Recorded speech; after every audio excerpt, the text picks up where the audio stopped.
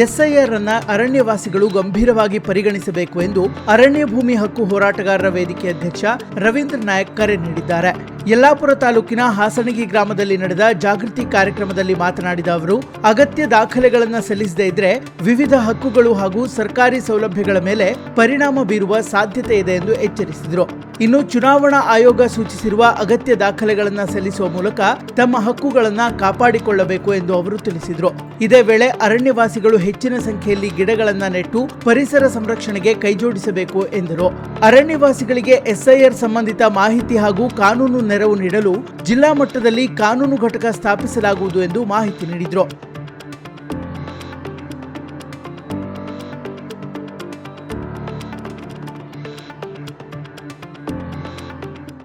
ಹೋರಾಟಗಾರರ ವೇದಿಕೆಯು ತೀರ್ಮಾನ ಮಾಡಿದೆ. ಈಗಾಗಲೇ ಇಡೀ ಕರ್ನಾಟಕದಲ್ಲಿ ಎಸ್ಐಆರ್ ವಿಶೇಷ ಜಾಗೃತಿ ಪರಿಷ್ಕರಣೆ ಮತದಾರ ಪಟ್ಟಿಯನ್ನು ಮಾಡ್ತಾ ಇದ್ದಾರೆ. ಈ ಸಂದರ್ಭದಲ್ಲಿ ಅರಣ್ಯವಾಸಿಗಳು ನಾವು ಕೇಳ್ಕೊಳ್ಳೋದೇನಂತ ಹೇಳಿದ್ರೆ, ನಾವು ಜಾಗೃತಿಯಲ್ಲಿ ಬಿಂಬಿಸುವ ಅಂಶಗಳೇನಂತ ಹೇಳಿದ್ರೆ, ಪ್ರತಿಯೊಬ್ಬ ಅರಣ್ಯವಾಸಿಗಳ ಮತಗಳು ಸಹಿತ ಮತದಾರ ಪಟ್ಟಿಯಲ್ಲಿ ಪರಿಷ್ಕರಣೆ ಆಗಲೇಬೇಕು. ಒಂದಾನೊಂದು ವೇಳೆ ಪರಿಷ್ಕರಣಾ ಪಟ್ಟಿಯಲ್ಲಿ ಅರಣ್ಯವಾಸಿಗಳ ಮತಗಳ ಸೇರ್ಪಡೆ ಆಗದಿದ್ದರೆ ಅವನು ದೇಶದ ಪೌರತ್ವವನ್ನು ಕಳೆದುಕೊಳ್ತಾನೆ.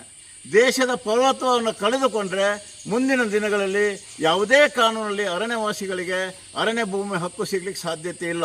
ಹಾಗಾಗಿ ದಶಲಕ್ಷ ಗಿಡ ನೆಡುವ ಅಭಿಯಾನದ ಜೊತೆಯಲ್ಲಿ ನಾವು ಇವತ್ತು ಅರಣ್ಯವಾಸಿಗಳಿಗೆ ಮಾಹಿತಿಯನ್ನು ಕೊಡ್ತಾ ಇರೋದು, ಜಾಗೃತಿ ಕೊಡುವುದೇನಂತ ಹೇಳಿದ್ರೆ, ಈ ವಿಶೇಷ ಮತ ನೀಡುವಂಥ ಸಂದರ್ಭದಲ್ಲಿ ಈ ಒಂದು ಎಸ್ಐ ಪ್ರಕ್ರಿಯೆ ಬಗ್ಗೆ ಮಾಹಿತಿಯನ್ನು ಕೊಟ್ಟು ಎಲ್ಲರೂ ಚುನಾವಣಾ ಆಯೋಗ ಏನು ಒಂದು ಸೂಚನೆಯನ್ನು ಕೊಟ್ಟಿದೆ, 11 ದಾಖಲೆಗಳಲ್ಲಿ ಕನಿಷ್ಠ 2 ದಾಖಲೆಯಾದರೂ ಕೊಟ್ಟು ನಿಮ್ಮ ಮತದಾರವನ್ನು ಸೇರ್ಪಡೆ ಮಾಡಿಕೊಳ್ಬೇಕು ಮತ್ತು ಪೌರತ್ವವನ್ನು ಉಳಿಸ್ಕೊಳ್ಬೇಕು.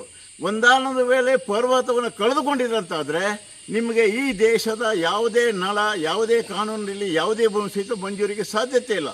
ಹಾಗಾಗಿ ಆ ಜಾಗೃತಿಯನ್ನು ಮೂಡಿಸೋಕ್ಕೆ ಈ ಒಂದು ದಶಲಕ್ಷ ಗಿಡ ನೆಡುವ ಅಭಿಯಾನ ಜೊತೆಯಲ್ಲಿ ಈ ವಿಶೇಷ ಜಾಗೃತ ಪರಿಷ್ಕರಣಾ ಮತದಾರ ಪಟ್ಟಿಯನ್ನು ಸಹಿತ ಅರಣ್ಯವಾಸಿಗಳಿಗೆ ಬಿಂಬಿಸ್ತಾ ಇದ್ದೇವೆ ಅಂತ ಹೇಳಿಕೆ ತುಂಬ ಸಂತೋಷವಾಗ್ತಿದೆ.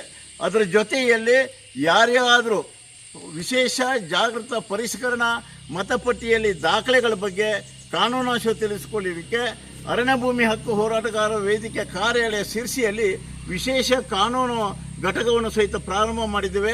ಅರಣ್ಯವಾಸಿಗಳಿಗೆ ಆ ಮಾಹಿತಿಯನ್ನು ಕೊಡಲಿಕ್ಕೆ ಸಹಿತ ಅರಣ್ಯ ಭೂಮಿ ಹಕ್ಕು ಹೋರಾಟಗಾರರ ವೇದಿಕೆ ತೀರ್ಮಾನ ಮಾಡಿದೆ ಅಂತ ಹೇಳಿಕೆ ಬಯಸ್ತಾ ಇದ್ದಾನೆ.